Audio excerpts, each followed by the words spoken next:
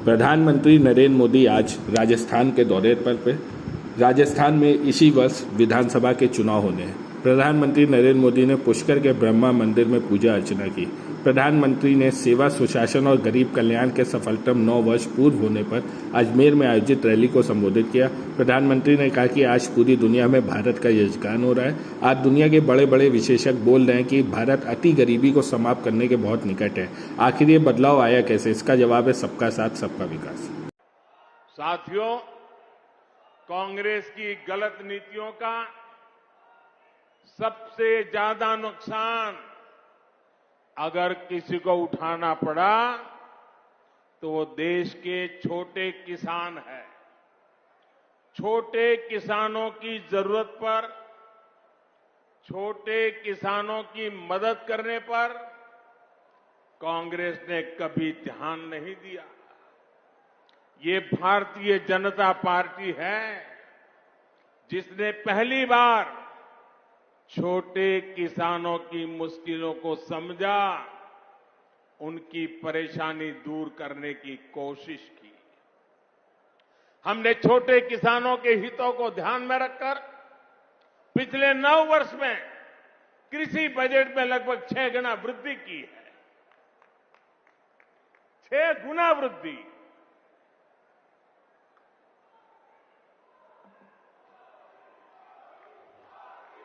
भाजपा सरकार में पहली बार किसानों को लागत का 1.5 गुना समर्थन मूल्य तय हुआ। पहली बार किसानों को बैंक खाते में उनकी उपज का पैसा मिलना सुनिश्चित हुआ। पहली बार किसानों को इनाम के रूप में राष्ट्रीय मंडी मिली है। पहली बार किसी फसल बीमा योजना से किसानों को 1.25 लाख करोड़ रुपए से अधिक का मुआवजा मिला है। पहली बार अभियान चलाकर किसानों को बीजों की 2000 नई वैरायटी दी गई है। पहली बार पशुपालकों को, मछली पालकों को उसको किसान क्रेडिट कार्ड की सुविधा मिली है। पहली बार यूरिया की कालाबाजी रुकी है। नीम कोटिंग होने का फायदा किसानों को मिला है। पहली बार किसानों को लिक्विड नैनो यूरिया जैसा मेड इन इंडिया उत्पाद मिला है। पहली बार अभियान चलाकर देश के 11 करोड़ किसानों को 11 करोड़ से अधिक सॉइल हेल्थ कार्ड दिए गए हैं। पहली बार किसानों के लिए पीएम किसान सम्मान निधि जैसी योजना शुरू हुई है। इसके तहत अभी तक 11 करोड़ किसानों को करीब 2.5 लाख करोड़ रुपए मिल चुके हैं। साथियों, ये बीजेपी की ही सरकार है जिसने गेहूं और धान की खेती के अलावा भी किसानों को आय के दूसरे साधनों पर और ज्यादा काम किया है। पहली बार देश में दालों का उत्पादन बढ़ाने और एमएसपी पर दलहन की खरीद के लिए इतना बड़ा अभियान चलाया गया। पहली बार अन्नदाता को ऊर्जादाता बनाने के लिए हमने अभियान चलाया। लाखों किसानों को सोलर पंप भी दिए। पहली बार देश में प्राकृतिक नेचुरल फार्मिंग के लिए इतना बड़ा अभियान शुरू किया गया। पहली बार शहद का उत्पादन बढ़ाने और उसके निर्यात के लिए भी बीजेपी सरकार ने विशेष मिशन चलाया। पहली बार ज्वार बाजरा जैसे भारत के श्री अन्न को वैश्विक पहचान देने का प्रयास हुआ। पहली बार किसी सरकार ने मोटे अनाज उगाने वाले देश के 2.5 करोड़ किसानों की चिंता की है। भारत के प्रयास से ही संयुक्त राष्ट्र ने 2023 को मोटे अनाज का अंतर्राष्ट्रीय वर्ष घोषित किया है।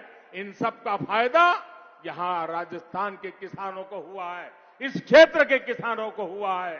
साथियों, यहां बेटियों के खिलाफ साजिश करने वालों को राजस्थान की कांग्रेस सरकार ने खुली छूट दे रखी है।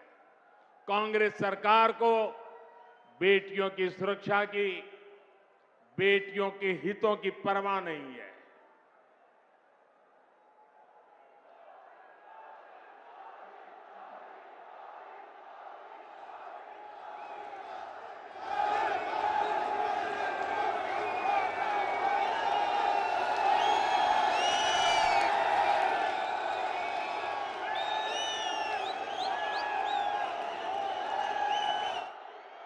साथियों, आपका ये प्यार, आपके आशीर्वाद, ये मेरी बहुत बड़ी ऊर्जा है।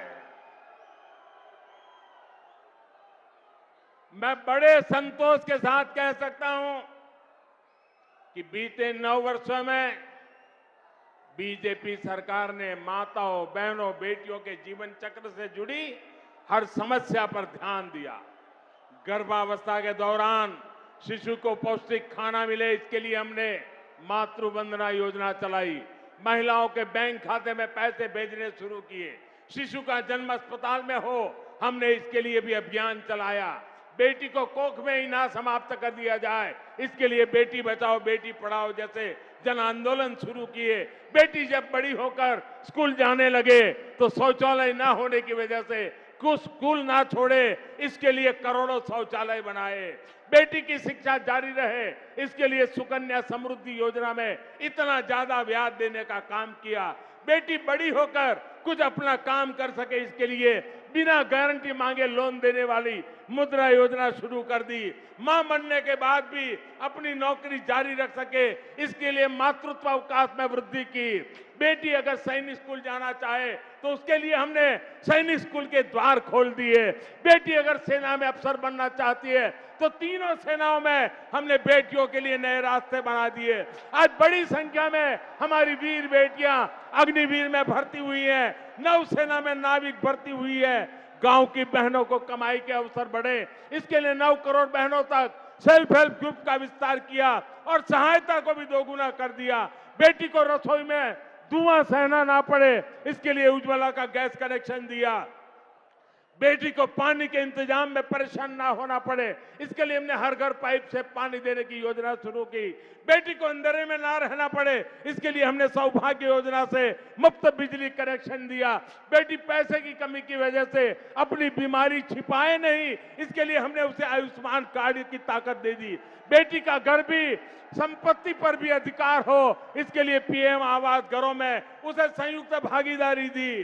गृहिणी को अपनी बचत अनाज के डिब्बों में ना रखनी पड़े, इसके लिए उसे जनधन योजना के तहत बड़ी संख्या में बैंक खाते खोले। और इन सब प्रयासों का जो परिणाम रहा है वो भी अभूतपूर्व है। साथियों, 2014 में आप लोगों ने कई दशकों बाद केंद्र में एक स्थिर सरकार बनाई। भाजपा के ने आपके हर आदेश की मर्यादा रखी है, लेकिन आपने 5 वर्ष पहले राजस्थान में भी एक जनादेश दिया था और बदले में राजस्थान को क्या मिला? क्या मिला? अस्थिरता और अराजकता। यहां 5 साल से विधायक, मंत्री, मुख्यमंत्री आपस में लड़ने में ही बिजी है। राजस्थान की जनता की कांग्रेस को कोई चिंता नहीं है। राजस्थान में अपराध चरम पर है। लोग अपने तीज त्योहार तक शांति से नहीं मना पाते। कब कहां दंगा हो जाए इसकी कोई गारंटी नहीं। और कांग्रेस सरकार आतंकियों पर मेहरबान है। कांग्रेस की सरकार आकंठ तुष्टीकरण में डूब गई है। भाइयों और बहनों, आज यहां अजमेर आने से पहले मुझे तीर्थराज पुष्कर जाने का सौभाग्य मिला। हमारे शास्त्रों में ब्रह्मा जी को सृष्टि का रचयिता कहा गया है। ब्रह्मा जी के आशीर्वाद से आज भारत में नवनिर्माण का दौर चल रहा है। केंद्र में भाजपा के नेतृत्व वाली एनडीए सरकार के 9 साल भी पूरे हो गए। भाजपा सरकार के 9 साल देशवासियों की सेवा के रहे हैं। भाजपा सरकार के 9 साल सुशासन के रहे हैं। भाजपा सरकार के 9 साल गरीब कल्याण के लिए समर्पित रहे हैं। साथियों, देश ने 2014 में सबका साथ सबका विकास के नए संकल्प का आह्वान किया था। इस संकल्प में राजस्थान ने बहुत बड़ी भूमिका निभाई है। आप याद कीजिए, 2014 से पहले देश में क्या स्थिति थी। पूरे देश में जनता भ्रष्टाचार के विरुद्ध सड़क पर उतरी हुई थी। बड़े बड़े शहरों में आए दिन आतंकी हमले होते थे। कांग्रेस सरकार सीमा पर सड़कें बनाने से भी डरती थी। महिलाओं के विरुद्ध अपराध चरम पर थे। प्रधानमंत्री के ऊपर सुपर पावर थी। कांग्रेस सरकार रिमोट कंट्रोल से चल रही थी।